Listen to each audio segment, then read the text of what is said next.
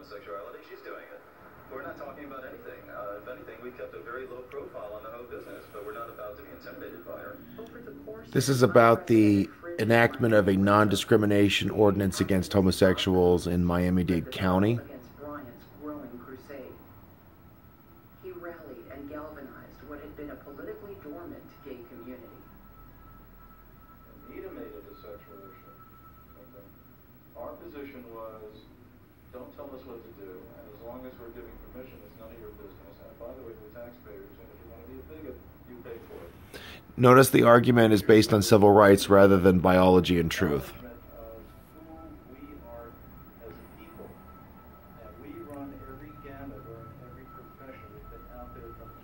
Notice how it's treated as an identity rather than a behavior.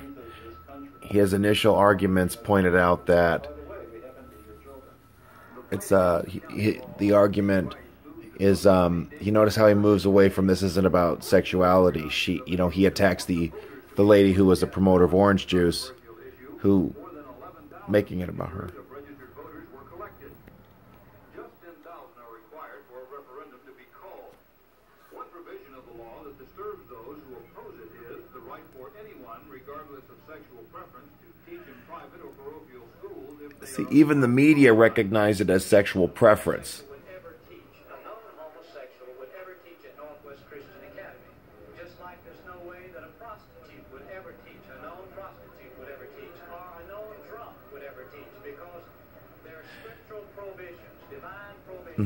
So we see a focus on scripture, but there needs to be more of an emphasis also on biological and social consequences, societal consequences.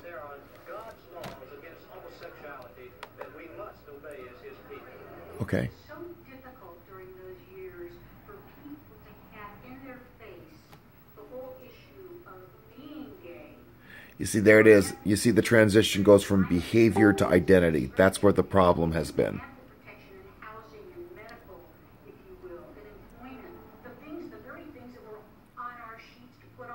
The argument, we are your children, as a way to induce guilt or shame. We're terrified. And then when you couple that with the internalized homophobia, then we would be obviously objects of target for attack. The fight over gay rights in Miami proved to be one of the most divisive issues in the city's history. Ms. Bryant, president of Save Our Children Against Homosexuals Incorporated, said her forces have gathered well over the required 10,000 signatures. A large suitcase bulging with petitions were turned over to the clerk's office for certification. When I was in high school, I can very vividly remember the whole Anita Bryant campaign. Anita Bryant, that's the name of the orange juice promoter. And I really didn't know what gay or lesbian was because I didn't realize that was who I was at the time. No. So it was very interesting to hear her talk about these people. And I didn't know any of those people. And from what I heard, I didn't want to know those people because the way she would describe them was really horrible. You know, had I had a more realistic idea about what being a lesbian was at the time, I probably would have come to know who I was in high school. I guess when I first started understanding that I was different, and I'm not going to say gay because I think that label doesn't fit any of this. So I think, you know, I knew when I was 8 years old that I had some kind of affinity that was different toward the same sex. It had nothing to do with sex at all. It just had to do with my bonding with guys was different than my bonding with girls. And, you know, when I had to pick my Valentine candy to a girl, I really kind of didn't want to give it to her. I kind of wanted to give that candy to my guy. So 9, 10, 11 years, I started thinking, I've got to solve this. Something's wrong with me. No, tell me about your dad. That's what I would ask this man. That's what I would ask. I started looking for, how can I make this? And, you know, I started forcing myself to only look at girls. Then when I got a little older, I thought, well, maybe if I get like porn magazines and I stare at women, I will only, you know, I thought there was something I was doing wrong. Finally, I got to a library. I ended up looking up the word sexual. I realized, oh, this is what I am. What? Even then, it still had nothing to do with sex. When Anita Bryant was Had to do with the need for love. so ugly, and I was a 13-year-old kid, but I knew exactly what was going on because I had already been dealing with this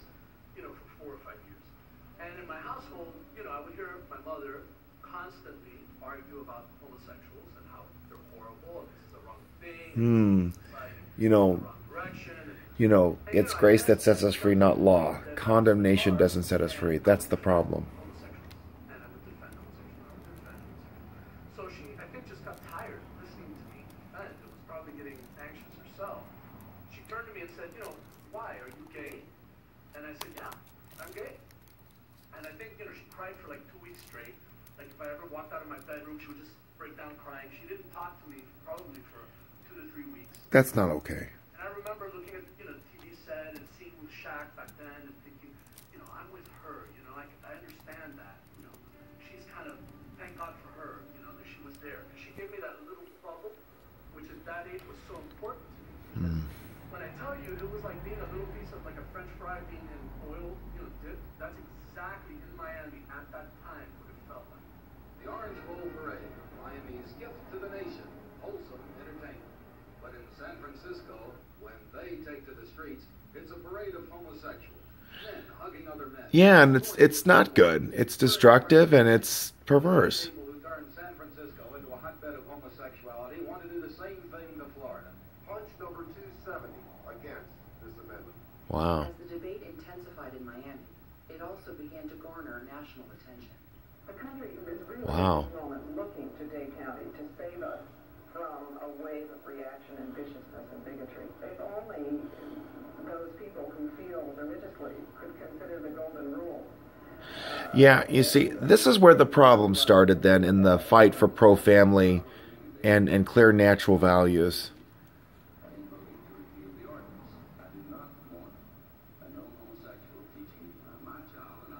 Okay, and so what happened is that the argument was based on biblical morality or tradition. That's not acceptable. It has to be based on biology, a clear scientific reference.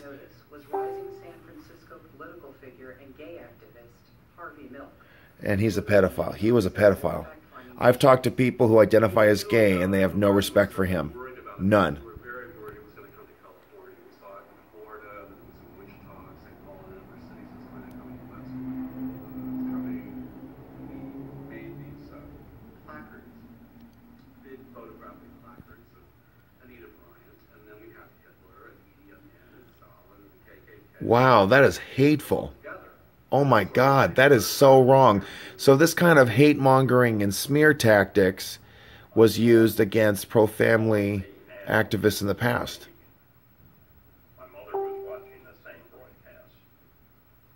Within minutes after the broadcast, my phone rang, and she said, "Son, what can I do if I come down there to help?" Well, that caught me by big surprise, because I had just come out to her Christmas, that previous Christmas. What? Again, where's the father? There's no dad present. Jeez. I hadn't planned to get in on it because I was still very active with the Coast Guard. And that was not the place to be out in public. So about 10 minutes later, after I hung up with her, I got another call back. And she said, "Pick me up at the airport." I think it was like 11 o'clock or something. "I'll be on Eastern flight, such and such, tomorrow." I go, "What?" Yeah, I picked her up. She was down here for the campaign. She went to all the meetings and what have you. So we have parents. There's a sense of guilt about it. They don't want to reject their kids, and I respect that. You know, but the answer for parents is to speak the truth to their kids, not to feel guilty, not to be ashamed of them, but to speak the truth. And said, "I want to introduce you to Clay's mother. She's down here from Washington, D.C. to help us with the campaign." And she got us... You know, and here we go again. We have a public broadcasting network paid with predominant... She couldn't understand why. I had to explain to her it was because they wished that her parents for standing by them at that time, like she was standing by me.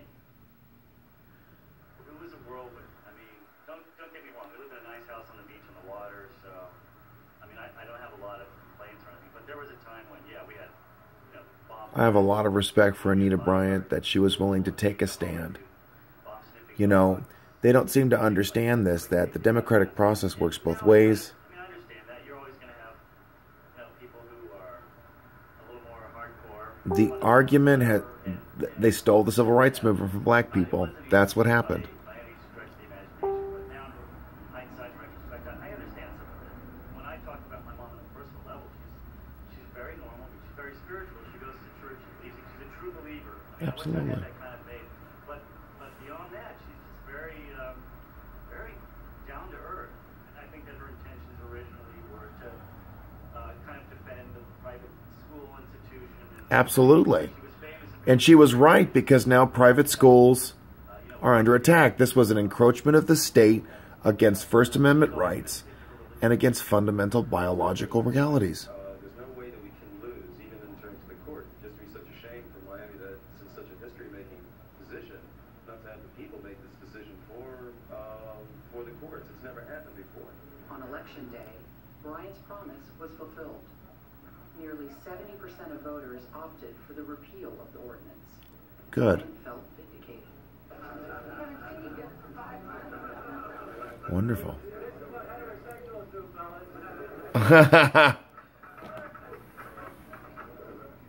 But you see how the media spins it. Rights law crushed. The cultural values of man have been vindicated. Absolutely. I thank God for the strength He has given me and my family.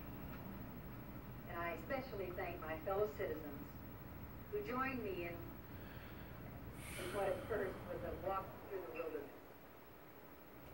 The people of Dade County, the normal majority, have said, enough, enough, Enough. Enough. Wow. For ordinance sponsor Ruth Shack, it was a crushing defeat. And we know that life will never again be the same in Dade County because of what we've done. There is love, there is understanding in this room that just won't. She should be ashamed of herself. I'm very, very proud to be a part of what we're doing here tonight. Why didn't they fire her next? It was extraordinary to walk into the ballroom and see that many men and women who had willingly walked in to declare their support for this. I mean, people ask me to this day, what was the gay community like? There was no gay community. And honestly, it's not right to do that because it's not genetic. And so to see the ballroom filled with these people in support of you, some who were straight, some who were gay, that was heart-rending. It was wonderful. I thought it was kind of astounding that there would be so much opposition to it. What I didn't understand was the very conservative social fabric of most of this community. Good. There are a lot of evangelicals and conservatives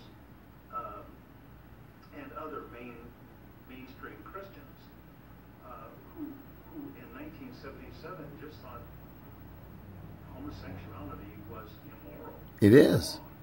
And that gay people should not be given special rights. In fact, That's correct. And Dr. Ben Carson asserted that. give gay people the same rights everyone else has. Wrong. Homosexuality is not an identity. Anita Bryant, because we believe that, as we do today, that this was an issue that deeply harmed not just the children, but it also harmed heterosexuals as well, because it kicked into the middle of the street their private lives, and it made it fodder for debate and for gossip. So it didn't do them any favor. It didn't do people who behaved in a biologically incorrect sexual manner. It did not do them any favor. And the fact of the matter was that where were the ghettos full of discriminated homosexuals, of people discriminated because of their sexual preference. We all believe in human rights, but we don't believe human rights that would corrupt our children or for individuals to have special privileges that would go against the constitutional rights of normal Americans. Gay leader Bob Coons had a different take on election night results. We weren't groveling. We never groveled. We never demanded anybody accept us. We accepted ourselves. But no, you didn't. 35 years later. So the issue from our perspective is, what was the victory? Well, when we had our rally and all the media came around with us, we said right on the spot, just like Christmas and Hanukkah and what have you come around, just remember we'll give round 2 and 3 and 4, whatever it takes. We said it the moment that night when we had the election, and we made our commitment. After the 1977 defeat, Dr. Alan Rockway, Melanie Moorhead, and Bob Coons kept the cause alive in the minds of Dade County residents. They relentlessly fought to put the issue in front of voters again, each time gaining momentum and building support. We collected 18,000 signatures in order to get 10,000 good ones. That was an experience. Can you imagine coming right back after all the yelling and screaming and hysteria that went on this whole business? Anita accusing us of everything under the sun, and us having to claim her, the Baptist Church, the Orthodox Jewish community, the Catholic Church, the White House, the whole 9 yards, everybody who wanted to use the gay issue to stop the RA. And Florida was the federal state at that time. Oh, that's right. And Phyllis Schlafly helped to stop it. Let alone the fact of opening up this door finally to making gay a household word when we did it. So when we came back in round 2, and this time we go and collect the signatures, we force everybody's hand, and everyone said, "Oh no, not again." And we said, "Excuse me, didn't we tell you? We're not passive queens out there, okay? We told you." He said Queens. Look at that. That's that's like a slur. Not going to work that way. When it became clear that we were needing to make a third effort, the county commission, if I'm remembering correctly, had passed a law now that to stop frivolous activities, we were going to have to collect 28,000. I mean, it was more than anybody else that was doing the same thing for whether it was the Fed tax at that time or the gambling issue, whatever. They didn't have to collect quite as many, but we did. And we said to the community at large, "Boy, you missed a great opportunity. You could have won the whole thing, but no, you wanted to keep your blame game going, and you needed an excuse and all this other stuff." So what we see is relentless political action, kind of like the Solinsky playbook. It wasn't a left-right issue. It wasn't a liberal-conservative issue. And that's unfortunately what a lot of the politics was. It was like, oh, let's just keep on beating up on the people who are playing out their Nazi role and anti-human rights and everything. But that was way beyond all of that. It was who was emotionally and sexually secure versus insecure. The defeat helped fuel the kind of national awareness that developed with Miami. It was the first time lesbian gays across the country saw themselves in the media, the national media, in the news, the newspapers, on TV. All right, the first time they saw their issues being. So, what was the national forum, and so this created a very strong sense of we belong to something larger than just our small group of friends and so on. Likewise, I mean, for many. No, that's wrong. And notice how they call her a bigot. They use the same hateful slurs against the pro-family activists. It's just shameful. So what was the problem here? I would submit to you that we saw a diminution of the power of, of the gospel. Spread across the nation. In places like Eugene, Oregon, and St. Paul, Minnesota, she continued to promote what she described as her deep moral convictions. Unfortunately, the battle that we won today is only that, a battle. The war goes on to save our children because the seed of sexual sickness that germinated in Dade County has already been transplanted by misguided liberals in the U.S. Congress. Flew in from California. And finally, the expression fruit grower.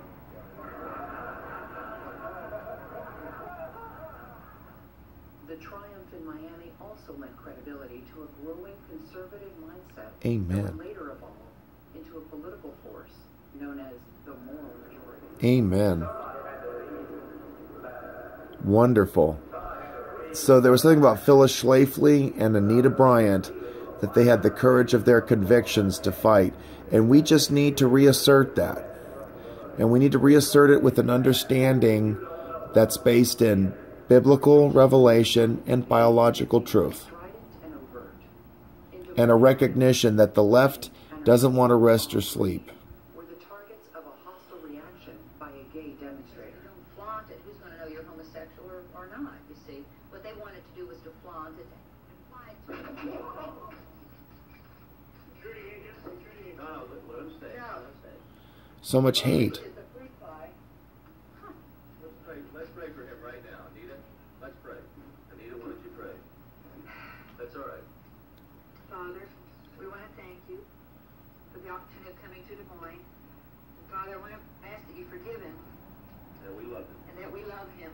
And that we're praying for him to be delivered from his deviant lifestyle, Father. And I just... And see, here's the other thing, too. Gay organizations throughout the country orchestrated a boycott of Florida orange juice, the product Bryant endorsed. They always say there's no such thing as bad publicity. Well, guess what? That's not true. There is bad publicity. Okay, so we see what the left started to do. They started a boycott. Our anger against Anita Bryant in a really focused way on orange juice, so that people could have laughed at it, but let's be real. And orange juice is pretty ubiquitous in America. So once it became in the sort of public consciousness that orange juice, Anita Bryant, gay rights, it worked. They're coming, attacking my livelihood.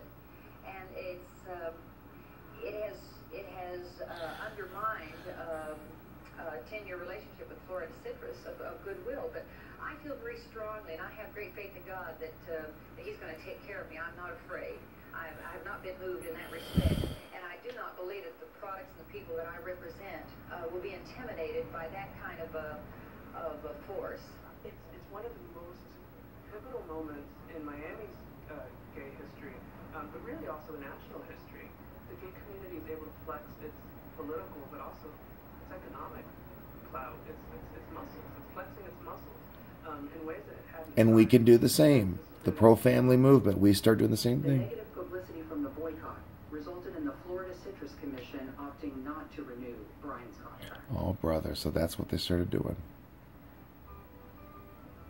As pride swelled in San Francisco's predominantly gay Castro district, Gilbert Baker created the movement's most emblematic symbol, the rainbow flag.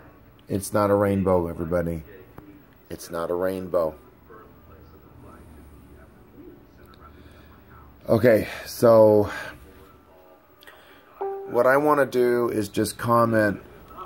I may not do this very well. I'm just flipping the camera around because I can't undo it. But here's the thing. What we saw, I think, what the pro-family movement needs to start understanding is there has to be love for individuals, not hatred. A recognition of God's grace that delivers us out of sin and death and grants us life. And this is, I think, the lesson also that the pro-family movement needed to recognize. Needed to recognize very well. That the fight to promote perversion, to undermine individual liberties, it's not going to end. It's not going to end. It's a back and forth that continues for a long time. And I think a big issue specifically with this matter, with this, I'm just trying to turn off the sound here. So, yeah, sorry about that. Just trying to turn the sound off here. So hopefully that'll help a little bit better. This is something that Christians, conservatives, pro-family activists altogether need to understand. That the political engagement, it doesn't come and go. And we've seen successes now, which Anita Bryant and pro-family activists with her weren't able to capitalize on. There was another attempt to boycott a large business because of the pro-family views of the CEO. This was Dan Cathy and Chick-fil-A. And what Mike Huckabee and other pro-family proponents did is that they encouraged people to eat more chicken. So it's just an awareness that there's a culture war as well as a political war, which we have to respect and be attentive to. And we also have to teach people the truth, and freedom isn't something that we inherit from our parents. It's something we have to learn every day. And those are my thoughts right now on what's happening, where we have seen the whole gay rights movement turning into a tyranny, which pushes away the rights and views of others, which has turned into a militant attack on the First Amendment.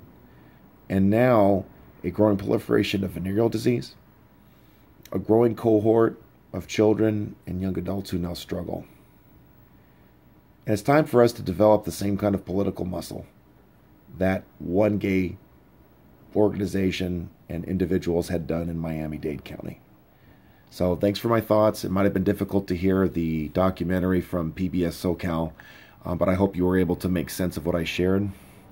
And I want to point out, too, I think it's offensive that we have these public broadcasting stations which rely on taxpayer dollars, especially for a large cohort of people in the state of California or anywhere else in the country who don't support this. I don't think our tax dollars should be paying for it.